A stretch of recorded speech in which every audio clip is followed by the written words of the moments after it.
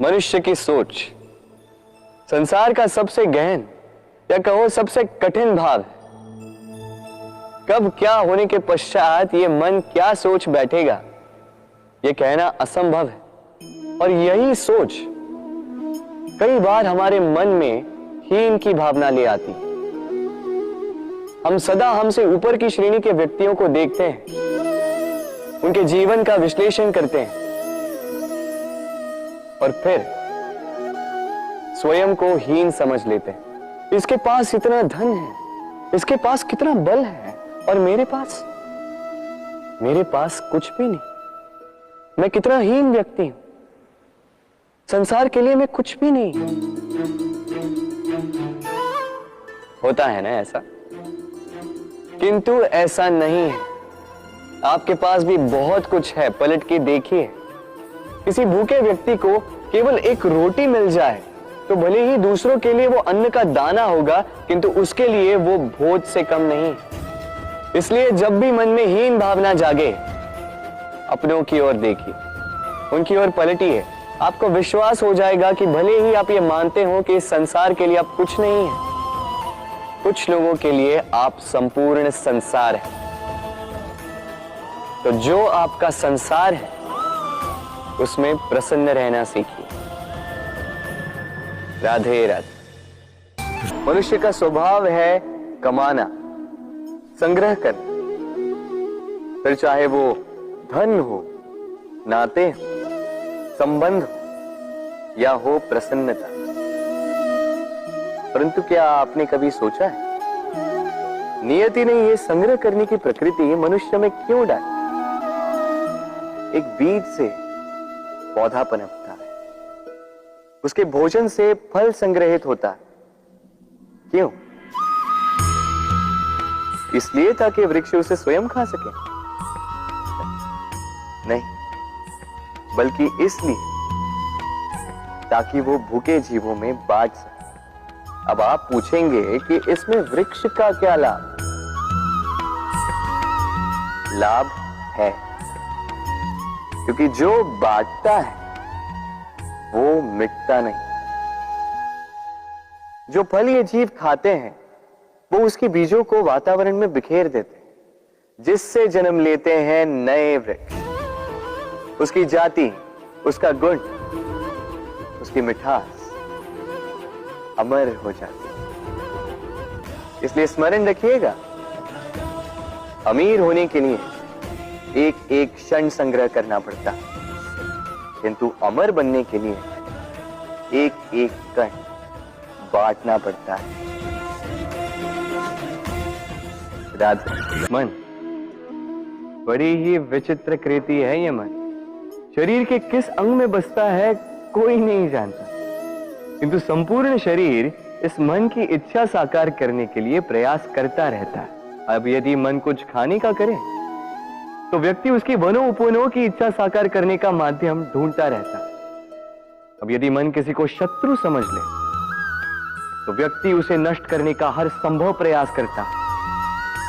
अब यदि मन किसी से प्रेम करे तो उसकी प्रसन्नता के लिए हर सीमा लांघने के लिए सज्ज रहता है।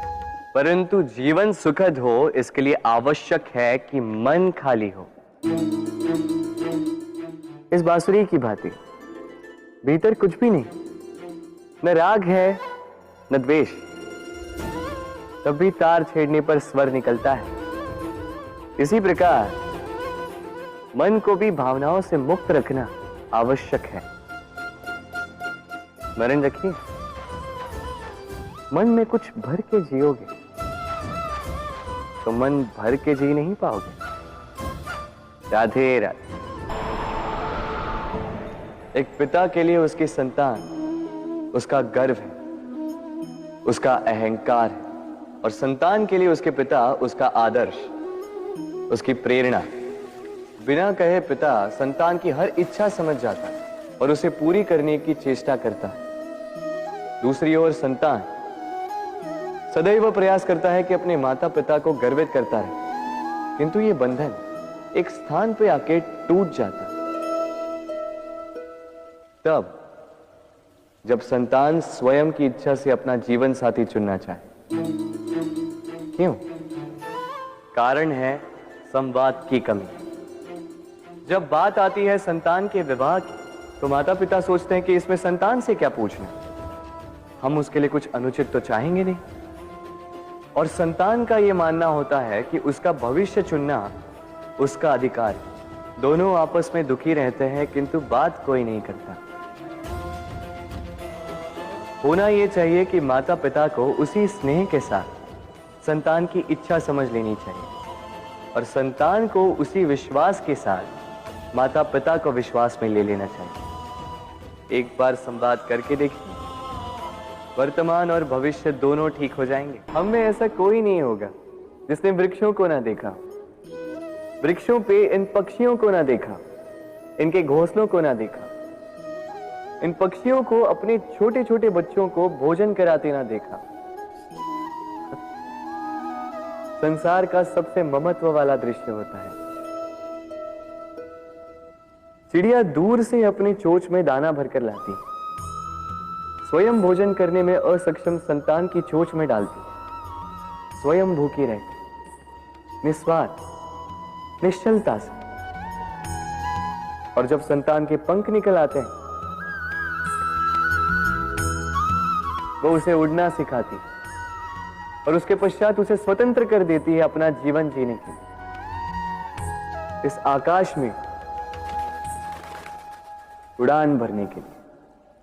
और हम मनुष्य क्या करते हैं? जिस संतान को हम पंछी की भांति पालते हैं, उसके पंख निकलते ही हम उसे बांध देते हैं, ये सोच के कि कहीं वो दूर उड़कर न चली जाए। ऐसा नहीं कि इस स्थिति में माता पिता को संतान से प्रेम नहीं है, अवश्य है, किंतु इसमें प्रेम पर मोह भारी पड़ जाता है, जो स्वयं अपने और संतान के भविष्य के बीच में बाधा बन जाता है। हम ये भूल जाते हैं कि हम केवल जन्मदाता है, भाग्य विधाता नहीं।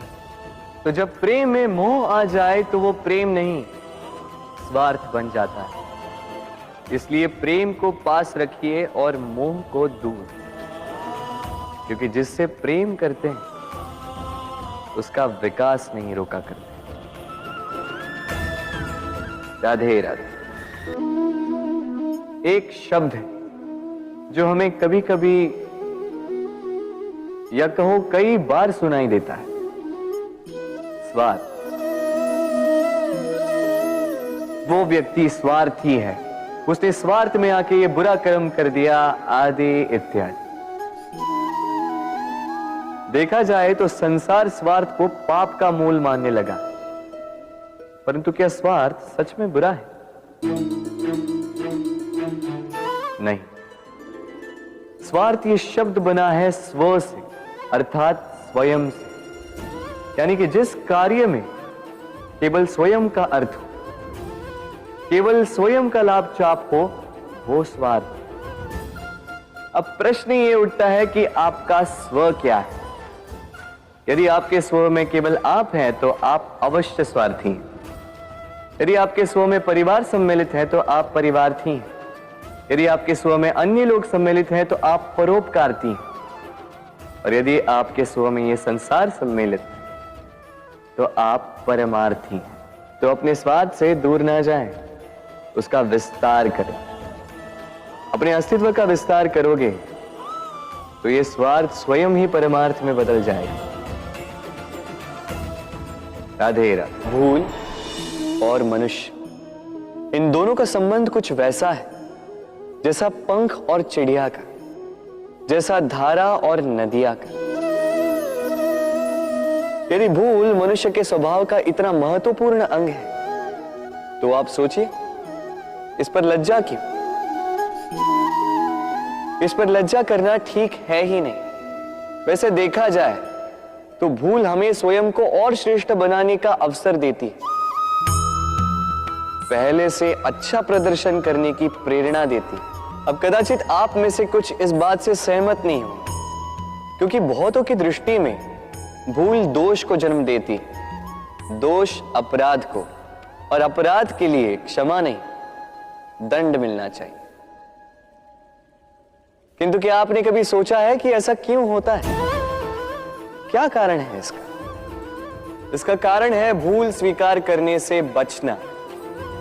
यदि आप कोई भूल करोगे और उसे स्वीकारोगे नहीं, तो वो भूल दोष में बदल जाएगी और वो दोष अपराध। तो साहस रखिए। अपनी भूल को स्वीकार करना अपनी भूल को सुधारने की दिशा में सबसे पहला कदम होता है। और स्मरण रखिएगा, यदि कुछ अपराध है तो वो है समय पे अपनी भूल ना स्वीकार। राधे राधे।